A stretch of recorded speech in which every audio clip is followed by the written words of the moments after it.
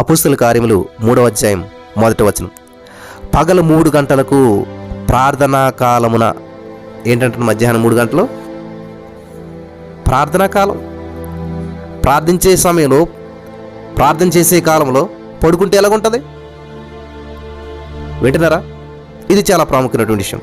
మధ్యాహ్నం 3 గంటల సమయం ప్రార్థనా కాల సమయం. మీకు ఒక నిజ సంఘటన మీతో పంచుకోవాలని చెప్పి నేను ఆశపడుతున్నాను. ఒకరోజు ఒక దైవ సేవకుడు మధ్యాహ్నం 2:30-3 గంటల సమయంలో ఇంకొక దైవ సేవకుడికి ఫోన్ చేశాడంట.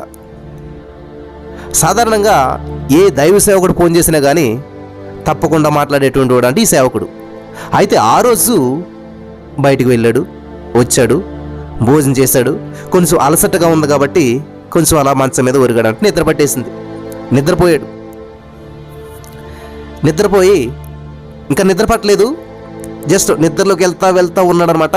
బయట ఏం జరుగుతుందో, మనుషులు ఏం మాట్లాడుతారో అన్నీ వినపడుతున్నాయి. వెంటనే ఫోన్ వచ్చింది ఆయనకి. ఒక దైవ సేవకుడు ఫోన్ చేశాడు. ఫోన్ మరి ఈయన పడుకున్నాడు కాబట్టి వాళ్ళ భార్య ఎత్తిందనమాట. భార్య ఎత్తి ఏమన్నదంటే, ప్రైజ్ ది లార్డ్ బ్రదర్, అన్న పడుకున్నారు బ్రదర్, తర్వాత కాల్ చేయండి అని చెప్పి ఆ భార్య పెట్టేసింది అనమాట. ఫోన్ పెట్టేసింది. ఈయనేమో నిద్ర మత్తులో ఉన్నాడు కానీ పూర్తిగా నిద్రపోలేదు. ఆ మగత నిద్రలో ఉన్నటువంటి ఈ పాస్టర్ గారికి ఆ సంభాషణ అంతా కూడా వినిపిస్తూ ఉంది. అమ్మ చాలా జాగ్రత్తగా ఉండాలి, జరిగినటువంటి సంఘటన. ఎందుకని బ్రదర్ మధ్యాహ్నం 3 గంటలకు మీరు ఈ ప్రేయర్ పెట్టారు అని చెప్పి చాలామంది ప్రశ్నిస్తూ ఉన్నారు. సమాధానం జాగ్రత్తగా వినండి. ఈ సేవకుడు పడుకున్నప్పుడు ఫోన్ వచ్చింది. ఫోన్లో వాళ్ళ భార్య అన్న పడుకున్నారులే అని చెప్తే విన్నాడు, ఫోన్ పెట్టేసింది, అయిపోయింది. ఈ నిద్రలో ఉన్నటువంటి దైవ సేవకుడికి ఆ నిద్ర కాస్త పోయింది. దేవుడు మాట్లాడుతూ మొదలుపెట్టాడు. ఓ నా కుమారుడా, నువ్వేం చేస్తున్నావు? ఇది పడుకుని నిద్రపోయేటువంటి సమయమేనా?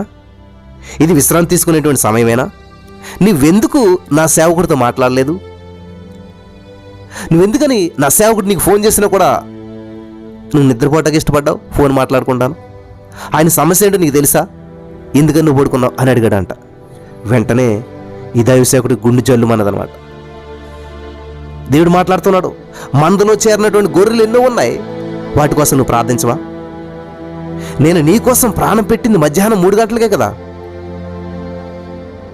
నా కుమారుడా, మధ్యాహ్నం 3 గంటల సమయానికి నేనేమో నీ కోసం ప్రాణం పెడితే నువ్వు నా కోసం ఏం చేస్తావు? పడుకుంటావా? పేతురు మరి ఆ యోహాను వాళ్ళిద్దరు కూడా శృంగారం అనేటువంటి దేవాలయానికి ప్రార్థనకి ఎక్కిపోయింది ఎప్పుడు? పగలు 3 గంటలకే కదా. నువ్వు నిద్రపోతావా? రెస్ట్ తీసుకుంటావా? ఇది నిద్రపోయేటువంటి సమయమా? రెస్ట్ తీసుకునేటువంటి సమయమా? నా భక్తుడైనటువంటి కొర్నేలిని నేను దర్శించింది పగలు 3 గంటలకు కదా. అపోస్తలుడైన పౌలు గారిని నేను దర్శించినటువంటి సమయం మధ్యాహ్న సమయం కాదా? దావీదు, దానియేలు రోజుకి ఎన్నిసార్లు ప్రార్థించేవారు అంటూ దేవుడు స్పష్టంగా ఆ యొక్క నిద్రమగతలో ఉన్నటువంటి దైవ సేవకుడితో మాట్లాడుతూ మొదలుపెట్టాడంట. హల్లెలూయా, దేవునికి స్తోత్రం కలుగును గాక. ఈ వాక్య భాగాలన్నీ కూడా ఆయన అద్దంలో చూసినట్లుగా ఆయనకు స్పష్టంగా చూపిస్తూ ఉన్నాడంట. దేవుడు, పరిశుద్ధాత్మ దేవుడు కనిపిస్తూ అవన్నీ కూడా చూపిస్తూ వస్తున్నాడంట. పిల్లలు, ఇది జరిగినటువంటి సంఘటన, వాస్తవ సంఘటన. వెంటనే ఆ సేవకుడు లేచాడు, మోకాళ్ళ మీదకి వచ్చాడు, ప్రార్థించడం మొదలుపెట్టాడు, ప్రభుని స్తుతించడం మొదలుపెట్టాడు. హల్లెలూయా. ప్రభువా, ఆ దైవ సేవకునితో, ఆ దైవజనునితో మాట్లాడకపోవటం తప్పేనాయన, నన్ను క్షమించుదేవా. చూసారు, దేవుడు మాట్లాడితే నిద్రపడుతుందా? దేవుడి మాటకు లోపడకపోతే మనకి ఏది కూడా సక్సెస్ అవ్వదు.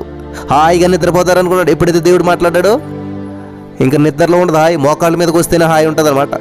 హల్లెలూయా, దేవునికి స్తోత్రం కలుగును గాక. చాలా జాగ్రత్తగా వినాలి నా ప్రియమైనటువంటి వాళ్ళారా. వెంటనే ప్రభువా నన్ను తప్పు క్షమించు, అతిక్రమలు దాచిపెట్టువాడు వర్తిలడు, వాడు ఒప్పుకుని విడిచిపెట్టువాడు కనికరం పొందుతాడు అంటండి. సామెతల గ్రంథం 28:13 ఉంటుంది. అతిక్రమలు దాచిపెట్టువాడు వర్తిల్లడు. ఎప్పుడైతే తప్పుదని తెలుసుకున్నాడో ఆ సేవకుడు మోకరించాడు, ప్రార్థించడం మొదలుపెట్టాడు. దేవా నన్ను క్షమించు,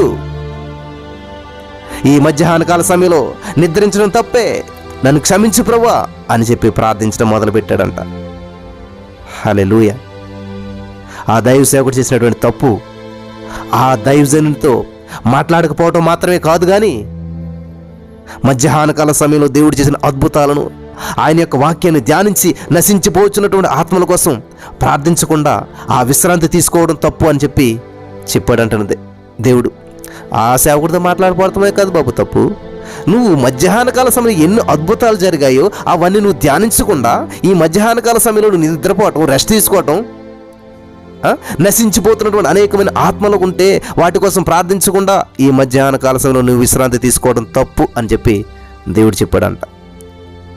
అయితే ఇంత గొప్ప మర్మాన్ని మరి సేవలోకి వచ్చినటువంటి ఆ దైవ సేవకుడికి దేవుడు చూపించాడంట. హల్లెలూయా. దాన్ని బట్టి దేవుని ఎంతగానో స్తుతించాడంట. ఏ దేవా, నువ్వు గొప్పవాడు దేవా, నాకు ఈ విషయాన్ని తెలియజేసావు, మధ్యాహ్నకాల సమయంలో ఉన్నటువంటి గొప్ప మరి మర్మాన్ని నాకు తెలియజేసావు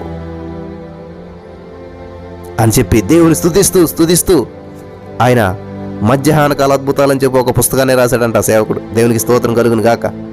హల్లెలూయా. ఈనాడు ఎందరో దైవజనులు, సేవకులు, విశ్వాసులు సాధారణంగా మధ్యాహ్నకాల సమయం అంటే విశ్రాంతి తీసుకుంటూ ఉంటారు, నిద్రపోతుంటుంటారు. ఇలాంటి వారిని అందరూ కూడా మేలుకొల్పి నశించిపోతున్నటువంటి ఆత్మల పట్ల భారంతో ఈ యొక్క మధ్యాహ్నకాల సమయంలో కూడా ప్రార్థించాలి. అనేకులను ప్రభు పాద సన్నిధికి నడిపించాలి. మీ జీవితాల్లో కూడా ఈ మధ్యాహ్నకాల ఆశీర్వాదాలను మీరు అనుభవించాలి.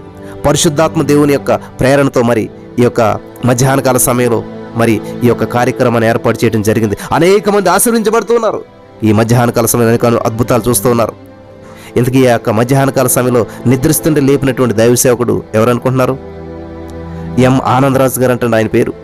సియోను ప్రార్థనా మందిరం, బళ్ళారి. ఆ సేవకుడితో దేవుడు మాట్లాడాడు. హల్లెలూయా. కాబట్టి నేను కూడా ఈ యొక్క మధ్యాహ్నకాల సమయంలో ప్రార్థన ఎందుకు ప్రారంభించానంటే, మధ్యాహ్నకాల సమయంలో దేవుడు ఎన్నో అద్భుతాలు చేస్తూ వస్తూ ఉన్నాడు. హల్లెలూయా. ఈ మధ్యాహ్నకాల సమయం చాలా ప్రాముఖ్యమైనటువంటి సమయం. ఈ వాక్యం విన్నా కానీ సరే, ఈ సాక్ష్యం విన్నా కానీ సరే, ఆ దైవసేవకుడి జీవితంలో జరిగినట్టు నిజ సంఘటన ఇది. ఎం ఆనందరాజు గారు, బళ్ళారి. ఆ సేవకుడి జీవితంలో జరిగినటువంటి అద్భుతమైనటువంటి దేవుని యొక్క ఎన్కౌంటర్ అన్నమాట. దేవునితో జరిగినటువంటి ఆ యొక్క మరి సంభాషణ మీరు వింటూ వచ్చినారు. దేవుడు ఆయనకు తెలియజేసినటువంటి విషయాలు మీకు తెలియజేశాను. కాబట్టి ఈరోజు ఇవి విన్నటువంటి మీరు ఖచ్చితంగా ప్రతిరోజు మధ్యాహ్నకాల సమయంలో దేవునితో గడిపేట సమయంగా మీరు పెట్టుకోవాలని చెప్పి ప్రభు పేరట మనం చేస్తున్నాను. దేవుడు మనల్ని బలపరచును గాక. ఆమేన్.